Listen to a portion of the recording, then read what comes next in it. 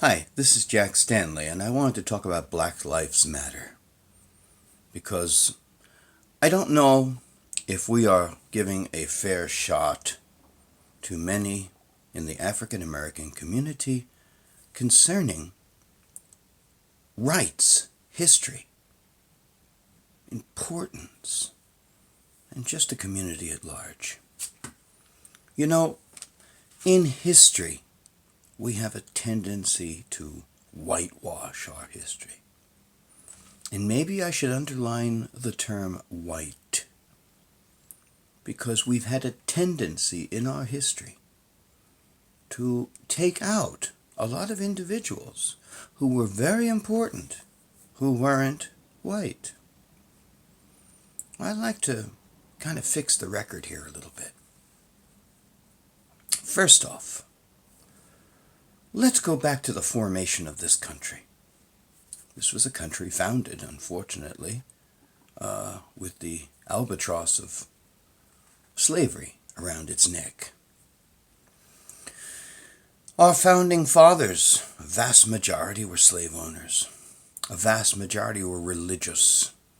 A vast majority felt that the institution of slavery was a just and basically God-given right. This is kind of frightening when we think about it today, but if you were privy to go to a church in the South in the 1830s through the 1860s, you would definitely hear passages from the Bible glorifying and condoning the institution of slavery. This was a terrible period of our time, and one from which we have not totally recovered. Now, I want to go back in our history a little bit. As I said, a lot of our founding fathers were slave owners. In fact, let's go through the American presidency. Let's go through our first 12 presidents. That'll take us from the formation of this country all the way up to about 1850. First president, George Washington, had slaves. John Adams didn't, and he was totally against the institution. Third president, Thomas Jefferson, had lots of slaves. In fact, he impregnated one of his slaves, Sally Hemings. What do you call a relationship with a person you own? It's very troubling indeed. Fourth president, James Madison, owned a lot of slaves. Fifth president, James Monroe, owned a lot of slaves. Sixth president, John Quincy Adams, was totally against slavery, fought against, after his presidency, in Congress, against the gag rule, which meant you couldn't talk about slavery. He brought it up.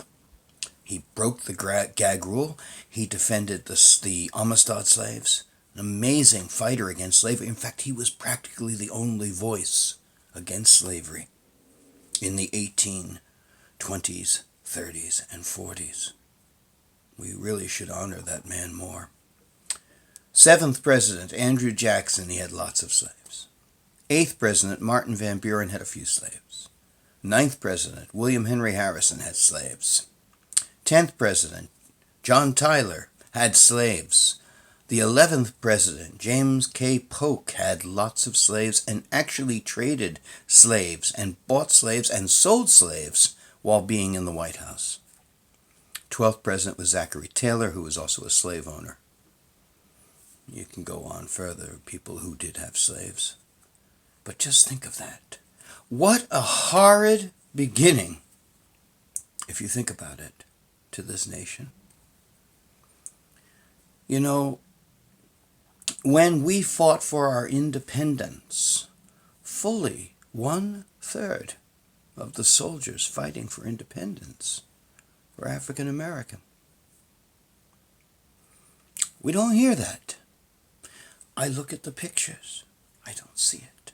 I read the histories. I don't read it. One has to search here, there, and everywhere to find this information. First-hand accounts. Many were offered their freedom to fight. George Washington didn't want them to be soldiers. But when there were no more soldiers, he eventually accepted them. This is pretty bad. Of course, it even gets worse.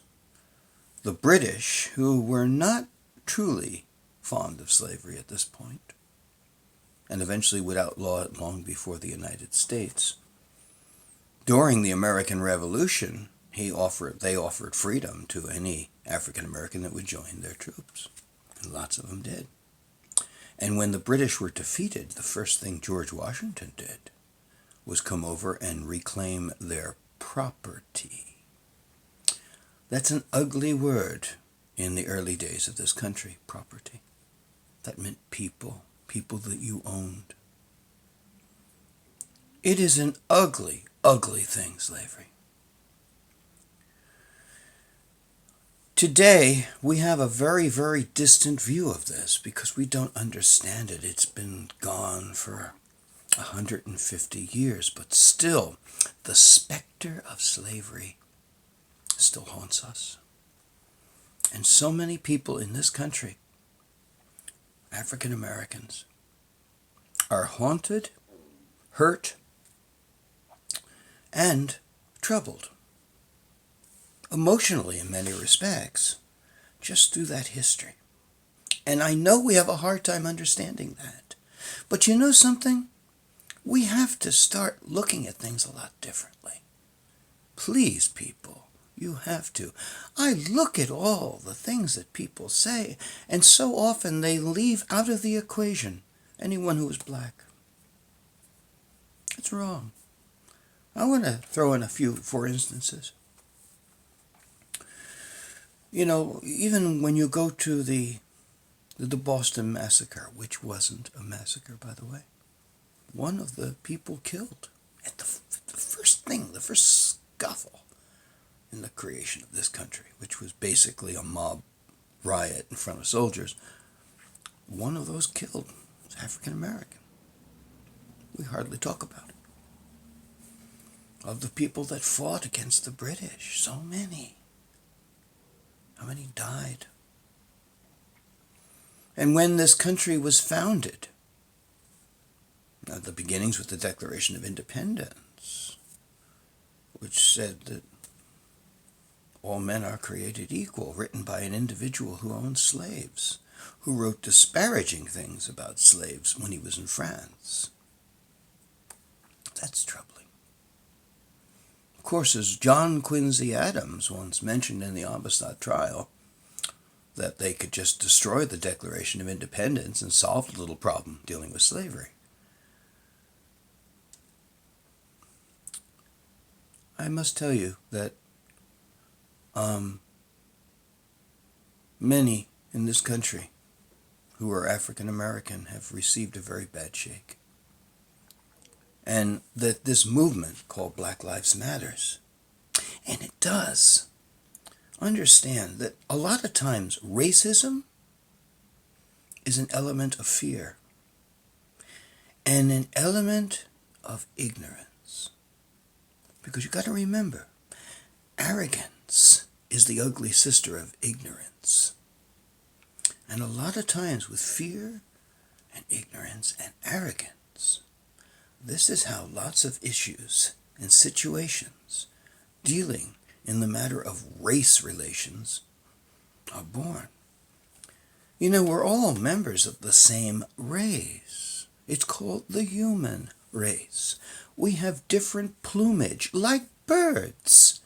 Can we get to understand this? Some of our skin is white, some of it's brown, some of it's black, some of it's yellow, some of it's red.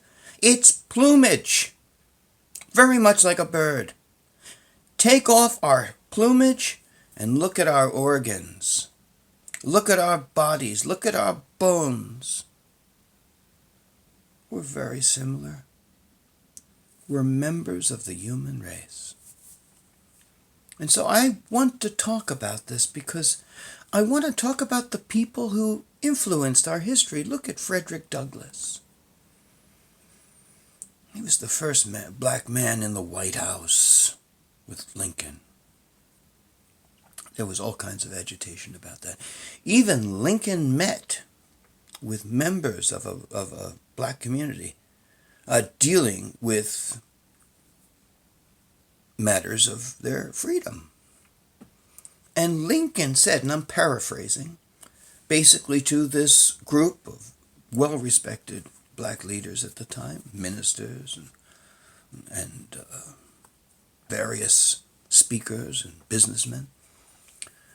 And he said, as soon as I get your freedom, then you can leave this country. And they looked at Lincoln and said, Mr. President, we are as American as you are. And Lincoln couldn't get that. He said, because he was a big fan of colonization. Monrovia, Liberia in Africa were colonies developed by the United States to send freed slaves so they could start their own country. But Lincoln couldn't quite fathom the idea about blacks and whites together. And many of Lincoln's ideas are kind of frightening in today's perspective, but we have to keep them with their time. But Frederick Douglass, my God, what a brilliant man. Amazing things that he did. He was our minister to Haiti. He was a great lecturer, writer, speaker. He wrote this amazing book, you should read it, about his adventures in life. And toward the end of his life, he liked to meet people and try to inspire them. Perhaps one of the greatest lines is, toward the very end of his life, he was met by a young student who came to see him and said, Mr. Douglass, what shall I do with my life? And Douglass said, agitate, agitate, agitate. Many people have taken Frederick Douglass to heart, and I'm glad to see it. Another individual that doesn't get talked about much is an entertainer by the name of Burt Williams. Now, Burt Williams, brilliant, brilliant performer, Shakespearean scholar, understood Shakespeare so well. But he couldn't perform it because he was black. He was relegated to doing comedy and putting on the big lips, the black face. And he was good. In fact, he was one of the best performers.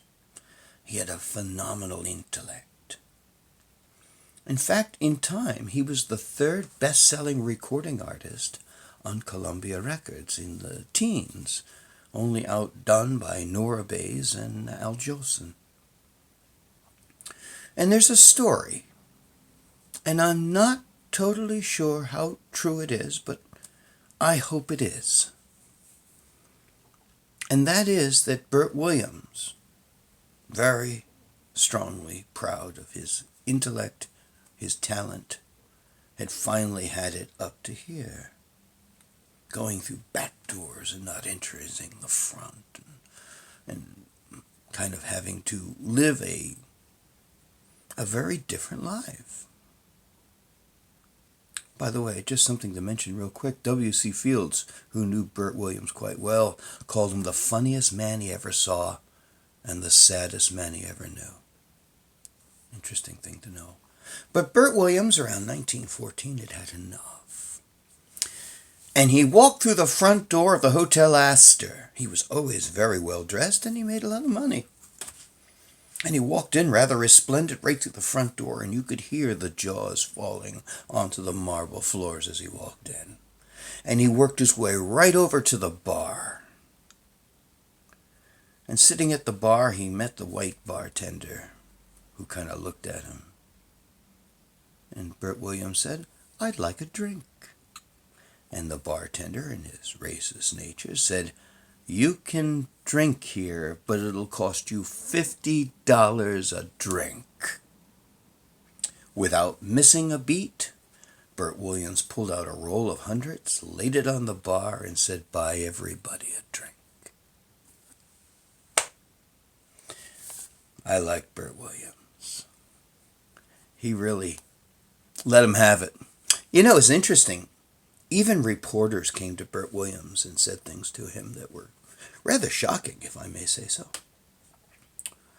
They said, "Mr. Williams, wouldn't you rather be white?" Burt Williams had the best answer to that question. He said, "No, I might not be as intelligent." I think that's a great answer. It's a wonderful answer. Sadly, he died of alcoholism in the early 1920s. Very sad life of a very brilliant man. You know, we've had so many great leaders, so many great thinkers, so many great writers. And yet, we go out of our way to sweep them under the carpet of history. That's wrong.